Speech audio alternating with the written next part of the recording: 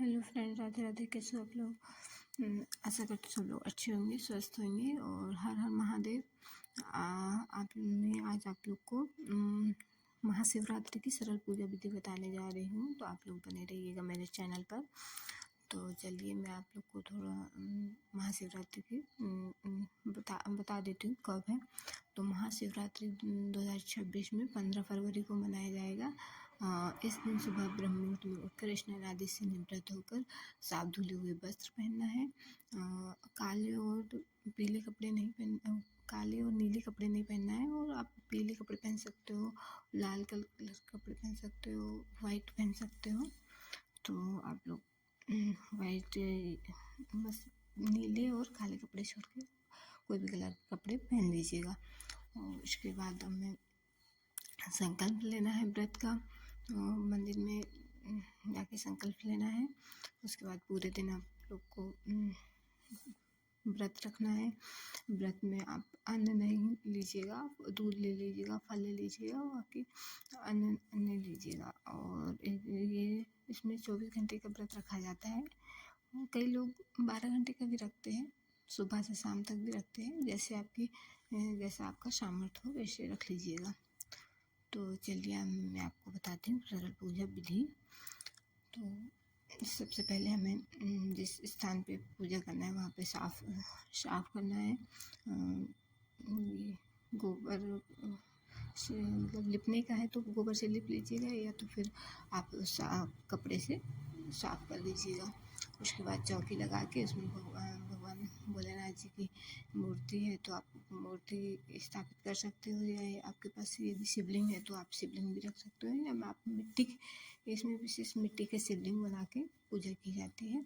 तो आप मेरे पास तो नर्मदेश्वर भगवान थे तो मैंने अपने नर्मदेश्वर भगवान जी को ले लिया। आप मिट्टी की बना सकते हो। और मेरे पास भोलेनाथ जी की फ़ोटो थी माता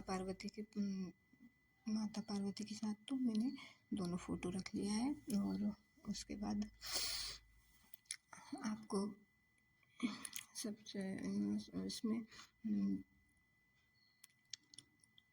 कलश की स्थापना करना है। तो कलश की स्थापना में एक लोटे में थोड़ा गंगा जल डालना है। उसके बाद उसमें जल डालना है और उसमें थोड़ा सा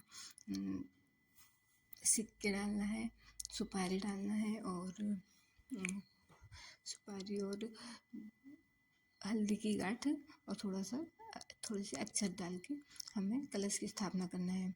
और कलश और ऊपर उसमें लोटे में थोड़ा सा मौली डालना है, मौली लगाना है। और उसमें थोड़ा सा आप स्वास्तिक भी बना सकते हो। स्वास्तिक बनाना अच्छा रहता है। उसमें पाँच पल्लव पाँच पल्लव पत्ते लगा सकते हैं, या आम के पत्ते लगा सकते हैं, अशोक के पत्ते, जैसे आपके व्यवस्था हो। और उसके ऊपर थोड़ा सा अन्न रखे, मतलब मेरे पास चावल थे तो मैंने चावल रख लिया था। और उसमें आप ऐसे ही या नारियल रखना चाहते हैं तो नारियल रख सकते हो। मैंने तो दीप प्रज्वलित कर लिया था। तो आप ये अखंड दीप हो जाएगा, ये पूरे मतलब सुबह तक जलेगा। तो आप अखंड दीप भी जला लीजिएगा। तो मैंने दीप प्रज्वलित कर लिया है। उसके बाद फिर आप ये कीजिएगा। उसके बाद फिर मैंने एक थाली लगाया भगवान भोलेनाथ जी को आसन के लिए। फिर उसके बाद इस एक छोटी सी प्लेट के ऊपर भगवान भोलेनाथ जी का हम आसन देंगे। तो मैंने थोड़ा सा फूल उसमें स्वास्तिक बनाया, थोड़ा सा फूल डालना है, उसमें स्वास्तिक बनाना है, थोड़ा सा चावल अपन को उसमें डालना है। फिर भगवान भोलेनाथ जी की हमारे पास नर्मदेश्वर भगवान थे तो मैंने उनको स्थापित किया। तो आपके पास यदि मिट्टी के होंगे तो आप मिट्टी की शिवलिंग बना के ही पूजा करना चाहिए। फिर मैंने आप लोग फिर मिट्टी के बना के उनकी पूजा कीजिएगा, या तो आपके पास शिवलिंग है तो आप शिवलिंग की भी पूजा कर सकते हो। और फिर हमें गणेश जी को सबसे पहले हमें गणेश जी को थोड़ा जल से स्नान कराना है। फिर माता पार्वती जी को, भोलेनाथ जी को, और कलश में और सभी को हमने थोड़ा जल से स्नान कराया, आप लोग भी कराइएगा ऐसे। उसके बाद मौली, हमें वस्त्र स्वरूप मौली लगाना है, और कुमकुम लगाया, चंदन लगाना है, और माता पार्वती जी को कुमकुम लगाना है, भोलेनाथ जी को चंदन, गणेश भगवान जी को चंदन कुमकुम लगाना है। और हमने कलश को भी थोड़ा सा, हम कलश की पूजा करना है, तो हम कलश में भी थोड़ा कुमकुम लगाया, चंदन लगाया, और सभी में हमने कुमकुम, चंदन और रोली लगा के पूजा की। थोड़ा सा हल्दी भी लगाया हमने माता पार्वती जी को। तो आप लोग भी ऐसे कीजिएगा। बहुत सरल तरीके से मैंने आप लोग को बता रही हूँ पूजा विधि, तो आप लोग ज़रूर कीजिएगा। और उसके बाद हमें थोड़े अक्षत लगा के अक्षत चढ़ाना है भगवान जी को। और उसके बाद हमने अब हमको शिवलिंग की पूजा करना है। तो हमें शिवलिंग की पूजा करने के लिए हमें सबसे पहले भगवान जी से प्रार्थना करना है। तो भोलेनाथ जी से हमें हाथ जोड़ के प्रार्थना करना है, भोलेनाथ जी हम आपको स्नान कराने जा रहे हैं, हमें तो उसके बाद मैंने थोड़ा जल से स्नान कराया। और आपके पास यदि पंचामृत है तो आप पंचामृत से भी स्नान कराइएगा। फिर मैं थोड़ा दूध से स्नान कराया, और फिर पानी से स्नान कराया। सबसे आप जैसे 4 पहर की पूजा करने जा रहे हो, तो सबसे पहले आप दूध से स्नान करा लीजिएगा। फिर दूसरे पहर की पूजा में फिर दही से करा लीजिएगा। तीसरे पहर की पूजा में आप शहद से करा लीजिएगा। फिर उसके बाद घी से करा लीजिएगा। ऐसे आप, या फिर पंचामृत से जैसे 4 बार आप पूजा करेंगे, तो आप 4 बार पंचामृत चढ़ा सकते भगवान जी को। तो हमने दूध से स्नान कराया, और उसके बाद हमने, मेरे पास यदि आपके पास मिट्टी की शिवलिंग है तो आप उनको उठाना नहीं है। मेरे पास नर्मदेश्वर भगवान थे, तो इसलिए मैंने उनको स्नान करा के साफ कपड़े से साफ किया, मतलब पोछा, और उसमें मैंने चंदन लगाया। चंदन भगवान भोलेनाथ जी की चंदन ज़रूर ही लगाइएगा, उनके बिना चंदन से उनकी पूजा नहीं होती है। तो आप लोग ज़रूर लगाइएगा चंदन। उसमें मैंने चंदन लगाया और भस्म लगाया। तो आप लोग भी लगाइएगा, चंदन लगाइएगा, भस्म लगाइएगा। और फिर मैंने भगवान जी को आसन दिया। और हमारे नागराज भगवान हैं, उनको भी मैंने थोड़ा चंदन लगाया। तो आप लोग भी लगाइएगा, चंदन लगाना है। और उसके बाद हमने कुमकुम जो आता है ना, कुमकुम, वो हमने थोड़ा सा भोलेनाथ जी के बीच में टिपकी लगाया।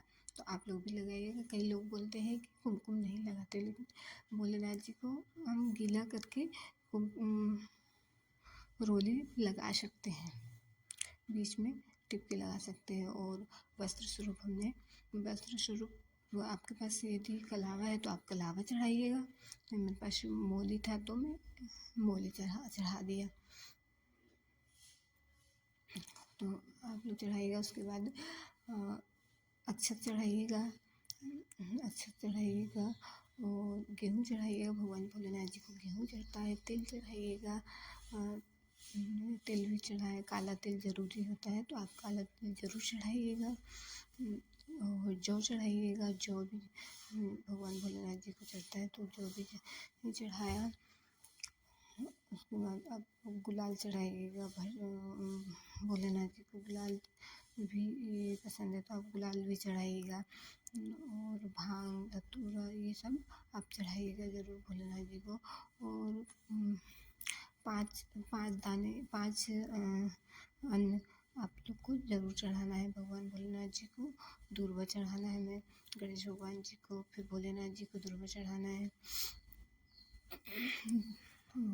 बेलपत्र चढ़ाइएगा। आप बेलपत्र एक दिन पहले ही आप गंगा जल में डाल के रख लीजिएगा। उसके बाद उसमें साफ़ सूती कपड़े से पोंछ के उसमें आप श्रीम लिख सकते हैं, क्लीम लिख सकते हो, ओम लिख सकते हो, कुछ भी उस पर लिख कर या चंदन लगा के और आप भोलेनाथ जी पर चढ़ाइएगा।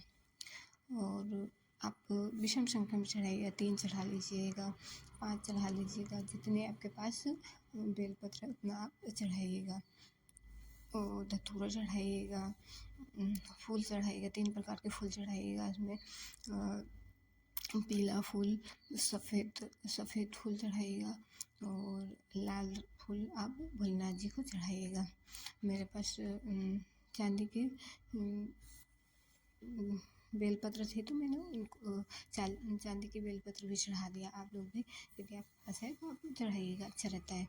और हम लोग गणेश जी को फूल चढ़ाइए, माता पार्वती को फूल चढ़ाया और हमने कलश को फूल चढ़ाया। सभी को फूल चढ़ाना, सभी को बिना फूल के तो किसी पूजा ही नहीं होती। तो आप सभी लोगों को सभी को फूल चढ़ाइएगा। और समी पत्र चढ़ाइएगा, गणेश जी को चढ़ाइएगा, भोलेनाथ जी को समी पत्र चढ़ाइएगा, सभी को चढ़ाइएगा। और हमारे पास थोड़ा से गेहूँ, हरा गेहूँ था, हर गेहूँ की बाली थी तो हमने वो भी चढ़ाया। आप भी चढ़ाइएगा। और भोलेनाथ जी को ऐसे तो बहुत सारी चीज़ें चढ़ती है भोलेनाथ जी को, जो आपके पास हो। आग के फूल भी चढ़ते हैं, जैसे अकोना बोलते हैं हमारे यहाँ पे, अकोना के फूल तो हमारे पास थे तो हमने अकोना के फूल भी चढ़ाया। आप भी चढ़ाइएगा, धतूरा चढ़ाइएगा और बेर जरूर चढ़ाइएगा। शिवरात्रि में बेर के बिना पूजा नहीं होती। आप एक कोई फल भी ले सकते हो, केले चढ़ा सकते हो, बेर चढ़ा सकते हो। तो मेरे पास बेर थी तो मैंने बेर चढ़ाया। आप लोग भी चढ़ाइएगा जरूर से। भगवान भोलेनाथ जी बहुत खुश होते हैं। और गेहूँ की बाली हमने चढ़ाया। थोड़ा सा मेरे पास हरे चने भी बोलते कि चढ़ाना चाहिए तो हमने हरे चने भी चढ़ाया। आप लोग भी ज़रूर चढ़ाइएगा। और उसके बाद अरहर की दाल भी चढ़ती है भोलेनाथ जी को। तो हमारे पास अरहर की दाल थी। अरहर की दाल तो सभी के पास मिल जाती है, हर घर में मिल जाती है। तो आप लोग ज़रूर चढ़ाइएगा अरहर की दाल। और उसके बाद हमने भोलेनाथ जी की पूजा होगी, सभी चीज़ चढ़ा दिए। हमारे पास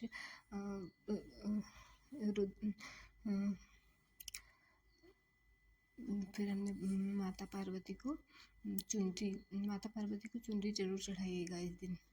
हमने माता पार्वती जी को चुनरी चढ़ाया। आप भी चढ़ाइएगा, श्रृंगार का सामान चढ़ाइएगा माता पार्वती जी को। और भोग स्वरूप आप कुछ भी गन्ने की खीर बना सकते हो इस दिन। भगवान भोलेनाथ जी को गन्ने की खीर बहुत पसंद है। गन्ने की खीर आप भगवान को भोग स्वरूप लगा सकते हो, या सिंघाड़े की लपसी बना के आप भोग स्वरूप लगा सकते हो उनको। या आप जो भी आपके पास हो, मीठा में कुछ भी आपको भोग लगाना है तो आप लगाइएगा। उसके बाद हमने धूप दिखाया तो आप धूप दिखाइएगा। हमने धूप दिखाया। और बहुत ही सरल विधि से मैं आपको पूजा विधि बता रही हूँ। आप चारों पहर की पूजा ऐसे ही कीजिएगा। आपको आसन हटाना नहीं है। फिर आप जो बेलपत्र वगैरह रखी है उसको थोड़ा साइड में करके आप भगवान की दूसरे पैर की पूजा भी आप ऐसे ही करना है। फिर इसके बाद हमने फिर धूप दीप दिखाने के बाद फिर आपको ओम नमः शिवाय का जाप करते हुए अभिषेक करना है। तो आप श्रृंगी से अभिषेक कीजिएगा। बहुत 1000 गुना फल मिलता है श्रृंगी से अभिषेक करने पर। आप ज़्यादा नहीं कर सकते, बस 108 मंत्र की जो एक माला जपते हो उतने ही टाइम कीजिएगा, लेकिन ज़रूर कीजिएगा। तो हमने श्रृंगी से भोलेनाथ जी का स्नान कराना है, सॉरी स्नान में अभिषेक करना है। तो आप अभिषेक कीजिएगा ज़रूर। हमने भी किया। उसके बाद आप फिर दूसरे पैर की पूजा करना तो वैसे ही आपको वहीं से आसन नहीं हटाना, वहीं से आपको थोड़ा सा हटा के भगवान को चंदन आदि लगा के और फिर दूसरे पैर की पूजा करना है। तो आप ऐसा करिएगा और दक्षिणा ज़रूर रखिएगा आप भगवान को। दक्षिणा जितना भी बनेगा आपके पास, जितनी भी आपके सामर्थ्य के अनुसार आप दक्षिणा ज़रूर निकालिएगा। हमने भी निकाला। उसके बाद थोड़ा सा हवन कीजिए, हवन ज़रूर कीजिएगा आप। यदि आप चारों पैर की पूजा में नहीं कर सकते तो आप जो आप प्रदोष काल में जो पूजा करेंगे उसमें हवन कीजिएगा थोड़ा सा। और आप जब सुबह करोगे ब्रह्म मुहूर्त में 4 बजे तो उसमें आप हवन कीजिएगा ज़रूर। तो हमने थोड़ा सा हवन किया और हवन में आपके पास जो गुरु मंत्र है, आप गुरु मंत्र से आप हवन कर सकते हो या फिर ओम नमः शिवाय मंत्र से भी आप हवन कर सकते हो। तो आप ज़रूर कीजिएगा थोड़ा सा। और हवन करने के बाद आप मतलब रात में आप महाशिवरात्रि की कथा ज़रूर सुनिएगा। सुन सकते नहीं, सुनिएगा आप। कथा सुनिएगा या आप कुछ भी पाठ कीजिएगा, चालीसा पढ़िएगा। रात में आप ज़रूर पढ़िएगा। रात में आप लोग को कथा सुनना है और शिव चालीसा का पाठ करना है। आप एक माला तो आप ज़रूर कीजिएगा ओम नमः शिवाय की, बहुत अच्छा होता है। भगवान भोलेनाथ जी बहुत प्रसन्न होंगे।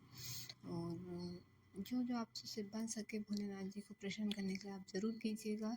और बहुत ही सरल विधि से कीजिएगा। भोलेनाथ जी बहुत ही भोले हैं। वो आप जैसे भी पूजा करेंगे वो ज़रूर स्वीकार करेंगे, आपकी मनोकामना ज़रूर पूरा करेंगे। तो आप लोग ज़रूर कीजिएगा भगवान भोलेनाथ जी की पूजा। और यदि आप 4 पैर की पूजा नहीं भी कर पाते हो तो आप एक बार तो कीजिएगा ज़रूर प्रदोष काल में भगवान भोलेनाथ जी की पूजा बहुत अच्छे से आप कर लीजिएगा। तो उतने ही भगवान प्रसन्न हो जाएंगे। यदि आपसे बनता है तो आप 4 पैर की पूजा कीजिएगा, नहीं बनता है तो आप शाम को प्रदोष काल में ज़रूर कीजिएगा भोलेनाथ जी की पूजा। और कहा जाता है कि महाशिवरात्रि मतलब साल भर आप जो व्रत रखते हैं उसमें उसका जो फल मिलता है वो महाशिवरात्रि की एक रात में आप जो व्रत रख के पूजा करते हो उसका पूरा फल एक महाशिवरात्रि में एक ही दिन में मिल जाता है। तो आप ज़रूर कीजिएगा और भोलेनाथ जी की बहुत अच्छे से पूजा कीजिएगा और व्रत रहिएगा भोलेनाथ जी की। और इस प्रकार हमने तो आपको सरल सी पूजा विधि बताई है। तो आप लोग ज़रूर बताइएगा कैसी लगी हमारी पूजा विधि। और आप आरती कीजिएगा, कपूर से आरती कर लीजिएगा। आप सबसे शुरू में जब आरती करोगे तो आप भोलेनाथ जी की घी से आरती करना है। घी का दीपक जला के उनकी आरती करना है। और फिर आप जैसे 4 पैर कर रहे हो तो फिर आप बाद में कपूर की आरती कर सकते हो। दो बार में कपूर की आरती कर सकते हो। फिर सुबह जब करोगे तो फिर घी का दीपक जला के फिर आरती कर सकते हो। कपूर से ज़रूर कीजिएगा। और ये देखिए मैंने तो आप लोग को वीडियो दिखाने के लिए कपूर से किया है, बाकी घी से ज़रूर कीजिएगा आप आरती तो घी से ही होती है। तो आप शुरू में घी से कीजिएगा, लास्ट में भी घी से कीजिएगा और बीच में जब आप करोगे तो उसमें कपूर से आप आरती कीजिएगा ज़रूर। तो इस प्रकार आप सरल पूजा विधि आपको बताया। तो आप लोग को बताइए कैसे लगी मेरी सरल पूजा विधि। और हर हर